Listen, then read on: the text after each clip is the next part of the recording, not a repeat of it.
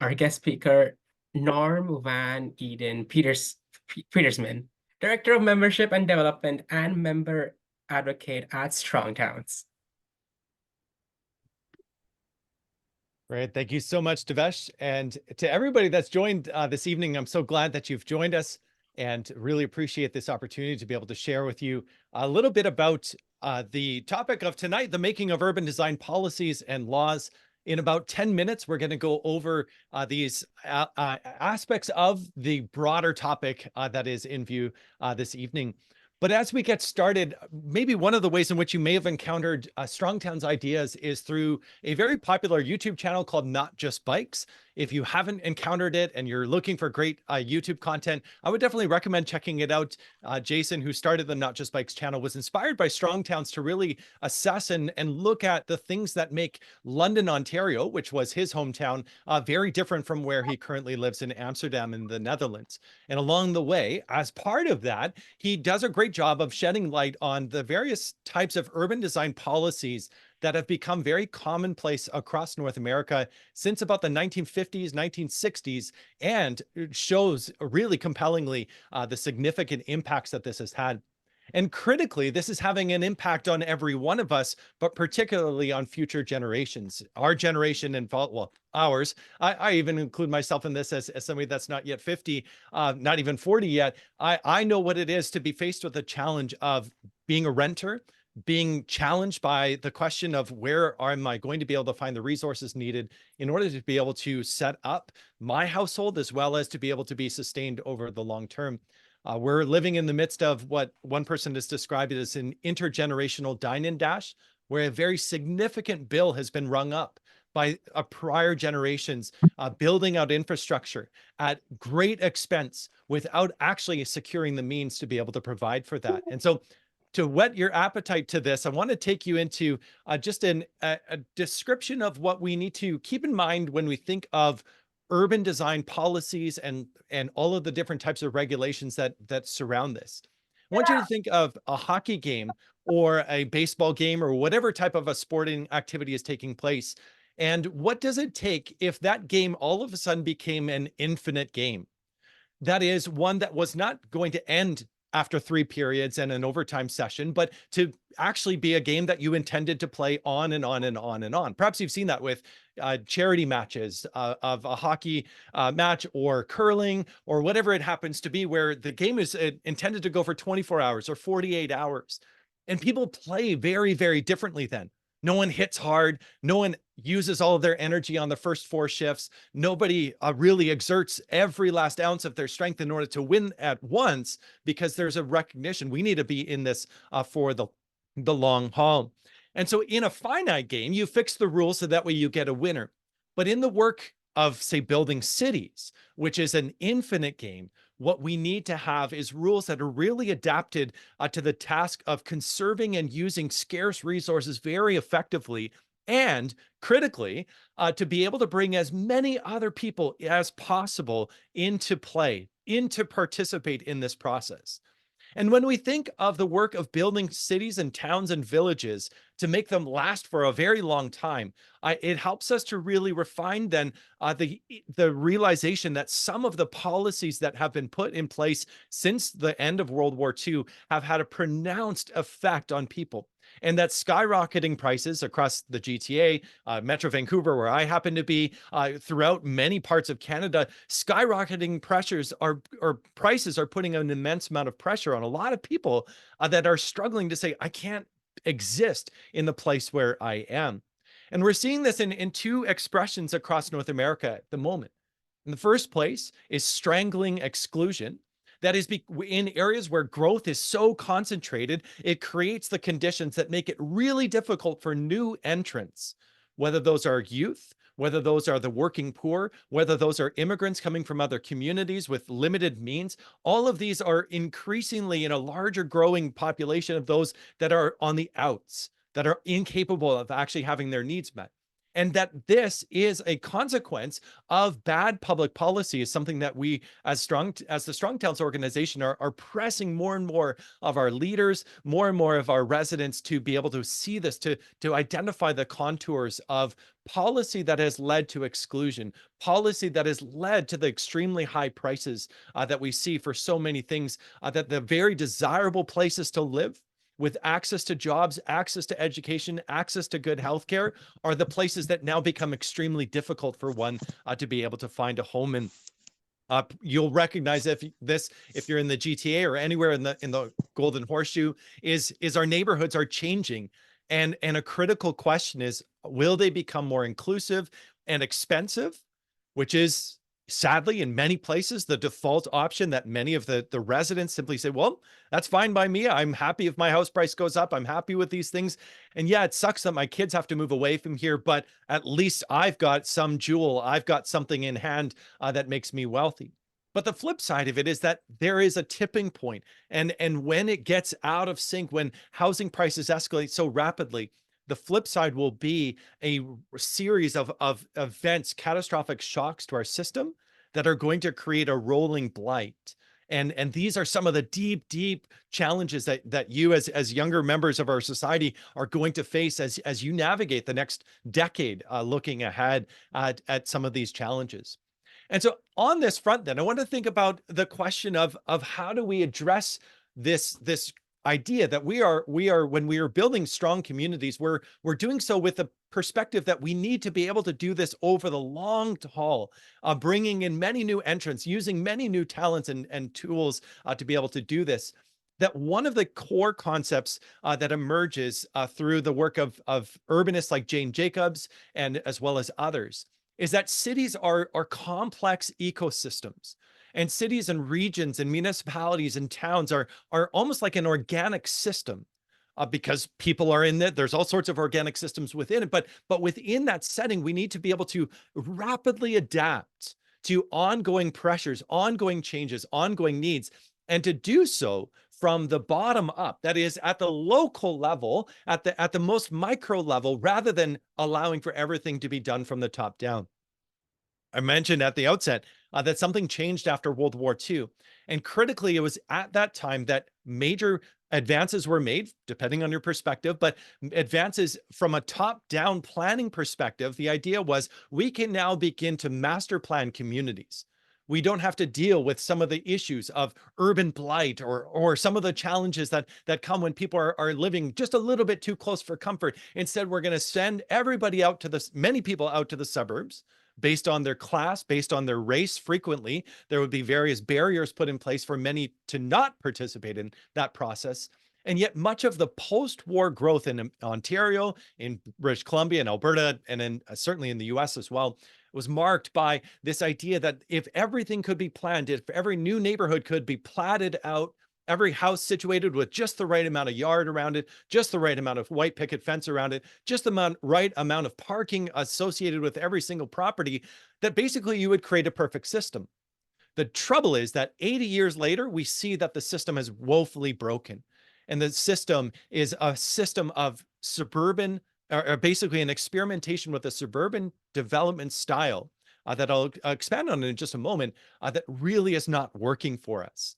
And this is where Jane Jacobs had, if you haven't come across her stuff, I would definitely recommend checking her out. She was an urbanist and a writer based in Toronto for many years. And she said there's a massive difference between looking down from above, sort of a bird's eye view, which is sort of the world of the planner, the world of the person that writes up codes and regulations and things like that, versus the view of the person that is walking on foot, examining things as they are in real life, seeing what happens if I move these cones a little to the right or to the left. What do people's traffic habits? How do they shift? If we make it more accessible for somebody to enter into a business, do they feel more welcome? Does that drive more business to a local business? All of the different small things. What if we pave a small section of pathway that we see that people are already walking? What's called a desire path. If we can take all of these things and put them all together, then we begin to build a city and nurture a city from the bottom up, rather than, as is very common at city halls and everywhere else, being exclusively from the top down. The planning profession, our city leaders are in the throes of realizing they've created a significant problem for themselves. And at Strong Towns, we call the problem the suburban experiment. The suburban experiment is a radical departure from the traditional development pattern that is observable not just in old cities that might look like Charles Dickens lived in them, or sort of cities from 100 years ago. But at Strong Towns, we say no, cities over thousands of years shared many core characteristics.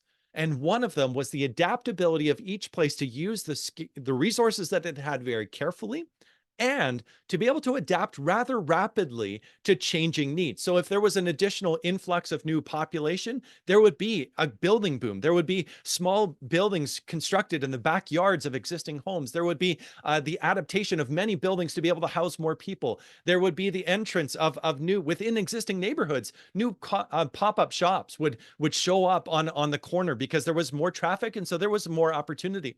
All the things that are currently illegal to do in our cities were the things that were commonplace for thousands of human history, of human habitat. And the system of rules and regulations that we've imposed since World War II have had a negative impact and really limited that ability.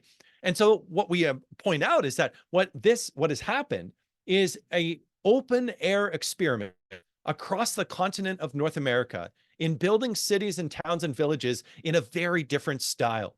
The suburban development pattern, which is marked by very strict or limited types of housing options, massive amounts of parking being required, the devotion of considerable amount of land to the movement and storage of automobiles, chiefly in our highway systems, our road systems, to the exclusion often of investment in other forms of transportation, as well as the degrading of the experience of the person on foot, the degrading of the experience of the person moving carefully locally within a confined neighborhood. Instead, everything is done to the size and speed and scale of the automobile, and we're reaping the consequences.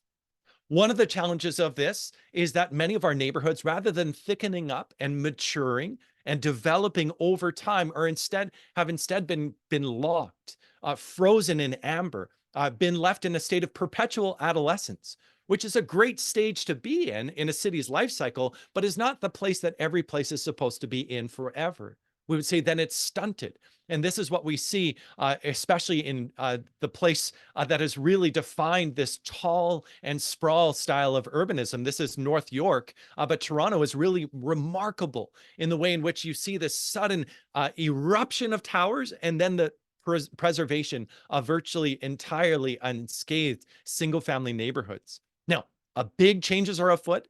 We're beginning to see the undoing of this. But this is from just a couple of years ago, the zoning or 2023 article of all of that land in the GTA being reserved for single family homes, which cost what, $1 million or $900,000. I didn't look at the real estate prices in your area just today, but certainly when we lived in St. Catharines, even prices were climbing. And these are the types of housing stock that you could say within a city with a housing crisis is needed the least, and yet is supplied the most at the greatest cost because it does not scale rapidly to meet the needs within the community.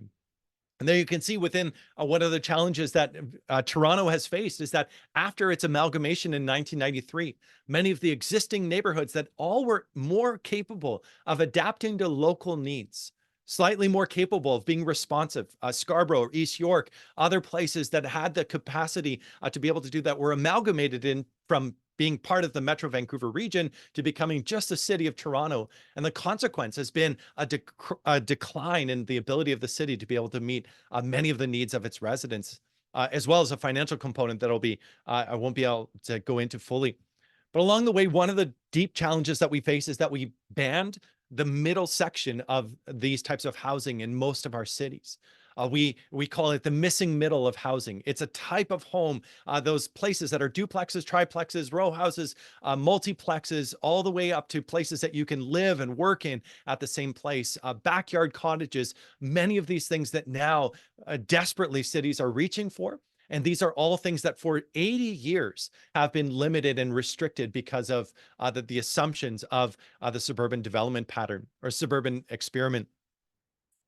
Briefly, I want to just touch on this, and this is my second last slide, is I want to also touch on the financial implications of this ever so quickly. In my city, because of the way in which these properties are assessed, the coffee shop at the top occupies a fairly small square footage within the existing town village. It's some distance away from the hospital, some distance away from the transit exchange. It's actually not in the best location. It's within the village, but it's not in a location that has tons of traffic going by it. Meanwhile, the McDonald's is right in a prime position. And yet, because it occupies a much larger lot, it then contributes far less productively to the capacity of our community to pay for its various needs.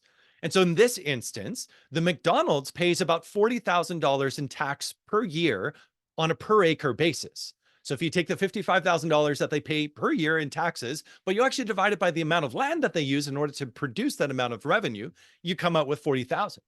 But in contrast, this tiny little coffee shop with a counseling office on the next store, on the second story, just by using the land much more effectively, is contributing 7 times as much property tax. Or you could say the McDonald's is being subsidized by at a 1/7 rate of taxation based on the fact that its development pattern squanders land rather than uses it well.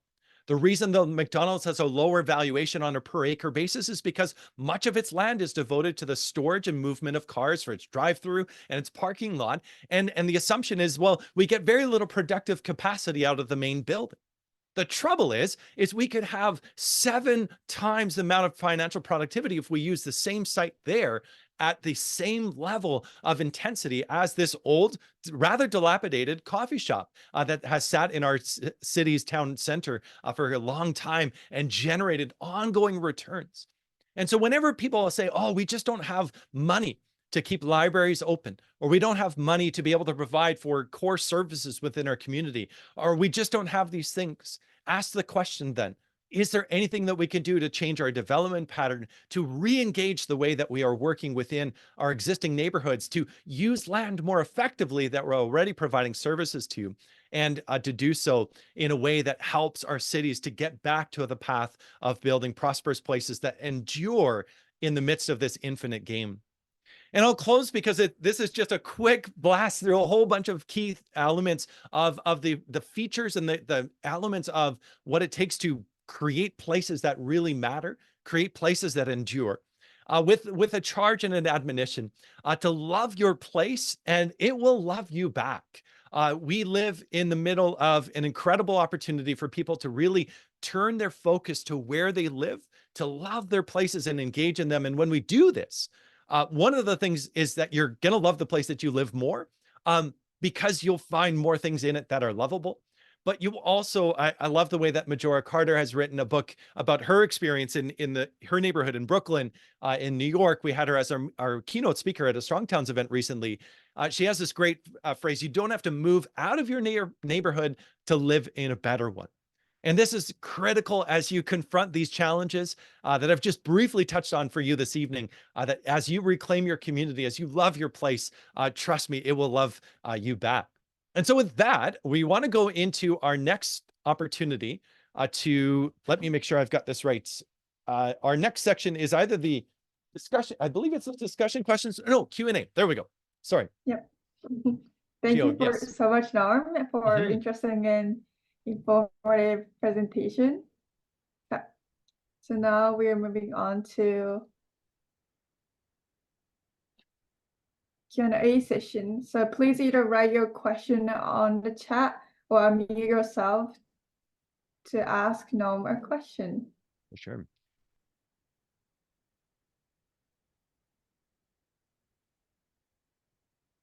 Oh, actually, I had a question. So, I know how you mentioned that Toronto has a lot of like single family housing, and how we should kind of convert to more like the missing middle, as well as just like denser use of space. And I was wondering what you think is like the best way to do that. Do you think we should kind of like convert these single family housing into duplexes, or should we like completely like bulldoze and start over? So we would say that every neighborhood should be changing, but no neighborhood should be subject to radical change. And so what that requires then is that there isn't a new top-down version which says bulldoze everything and we'll do a brand new urban renewal scheme and we'll basically like come up with a better solution, because the reality is we'll probably get that wrong too.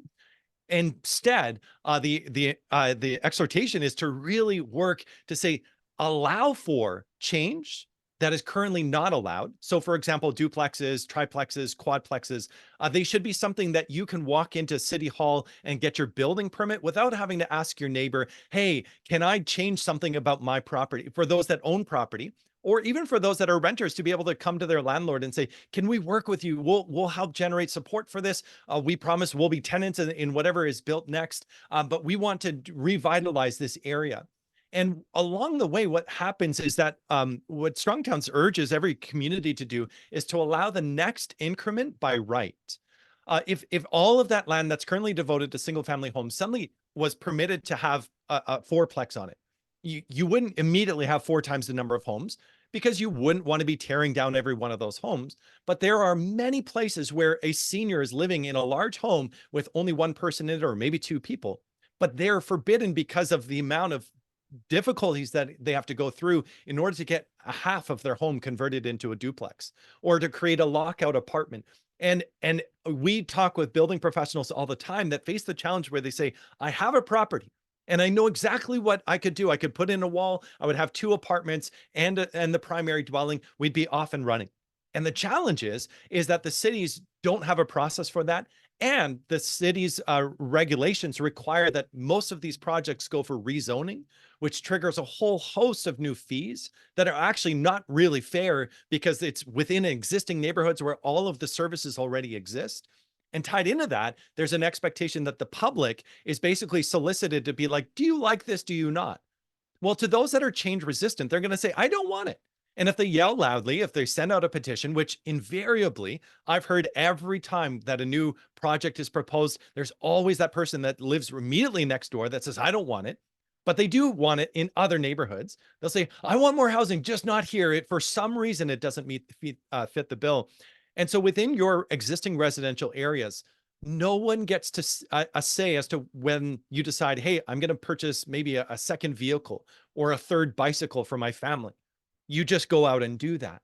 And yet we've made housing into this really weird thing where arguably buying additional vehicles actually has more of an impact on the surrounding infrastructure than adding additional homes would, simply because of the way in which vehicles require so much more space fluidly throughout the entire city, whereas a home resides and people are able to navigate out from it on foot typically, or in a wheelchair, or on a bicycle, and be able to navigate and not consume the types of resources that often our vehicles require in order to be able to do anything with them.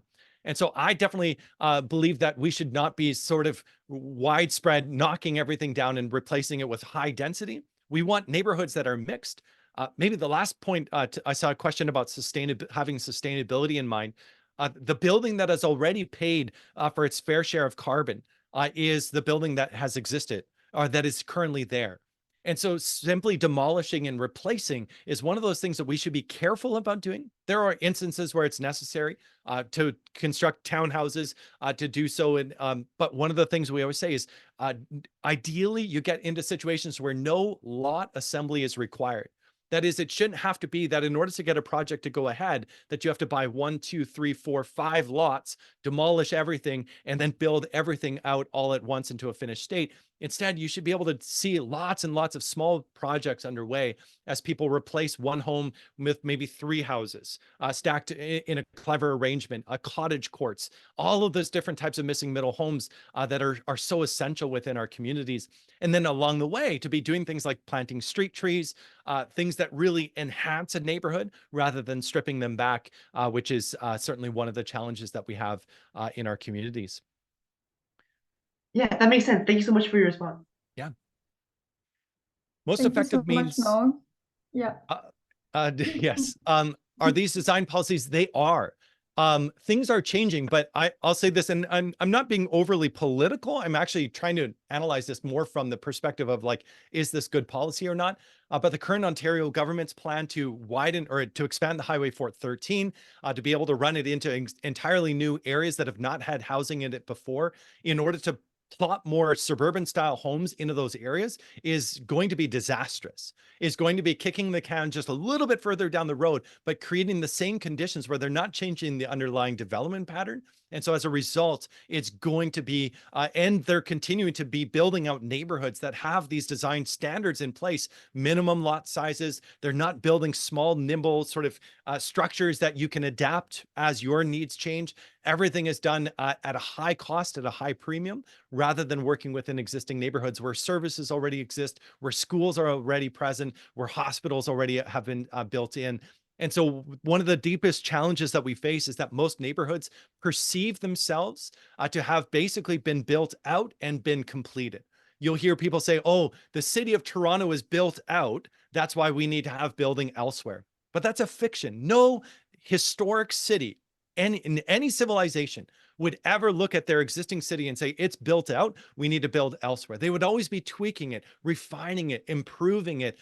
You would see it begin to grow in height, even as a greater capacity of people were then capable of living within these places. Now, I love the question that Renora has asked. What is the most effective means of educating the public of the detriment of single-family zoning and helping people to see that they are unaware of this?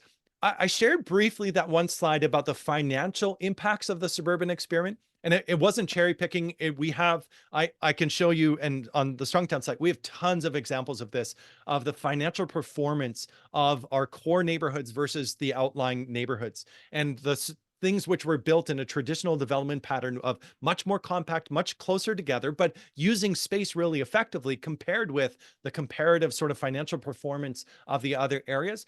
And I share that very deliberately because I find that that is one of the points of commonality that a lot of people will sort of latch onto in ways where they might have their backs up on single family zoning, for example. For a lot of people, the idea of having that single family home is the ideal, is the thing that they are yearning for. And so it can be very emotional to someone to say, actually, what if you settled for a townhouse? Or what if you were persuaded to live in a walk-up apartment? But as we begin to shift our assumptions of what constitutes the good life, based in part on what is the cost to having that good life, I think that creates an opportunity for new dialogue with people. And so, yeah, it's a great question. We're always trying to work at identifying ways to educate the public on this as well. But I love that question and what Henry has dropped in there as well. This is a reminder that from attending this webinar, you're able to receive 1 volunteer hour to your community service. Please email your volunteer form to hello@urbanminds before February 14, which is 1 week from now, to be signed, to your form to be signed. Now let's look at some upcoming events in our organization. Some of these upcoming events is our 7th OneUp Connect webinar. This webinar is how to design and build sustainable places, and will be occurring on March 13th from 7:30 to 8:30 with our guest speaker, Jessica Hunstall, a principal at Jane Robertson Studio, who will be guiding us through the balancing world of addressing complex problems and municipal approval process while improving people's quality of life and inspiring joy. We also have OneUp Conference, which is our flagship event of the year. OneUp Conference will take place from March 23rd to March 24th, with the theme of this year being Thrive Planning the City Around. This conference will bring together the youth and the city builders to explore how indoor and outdoor public spaces can bring joy and well-being and happiness to everyone all year round. During the conference, you will have the opportunity to participate in a design jam case competition with a cash prize of $300 and 3 printed trophies for the winning team. You will also get an opportunity to see student demos from our school chapters and connect with city building professionals and enjoy lunch and snacks. You will also get an opportunity to be part of our scavenger hunt across Toronto, racing to find clues and earning points. Last but not least, the conference is free for all high school students who are interested in city building and community development. If you're coming outside of Toronto, we will have travel reimbursements available for taking the public transit. So what are you waiting for? We only have a limited number of spots available to grab them before they're gone. The deadline to sign up for normal admission is March 22nd. However, for overnight accommodation, it's February 19th. To be eligible for overnight stay, you have to be living more than 50 kilometers away from the Union Station, and limited spots are more limited. So please sign up first. You can scan the QR code here or the link in the chat. And if you have not already followed us on our social media, which is OneUp Toronto on TikTok and Instagram, we also have our website and email listed here, and as well as our Discord channel, which is the QR code you can scan and join to be up to date with all of our events, to stay up to date with all of our events. Thank you for joining us today on our 6th webinar, and have a good evening.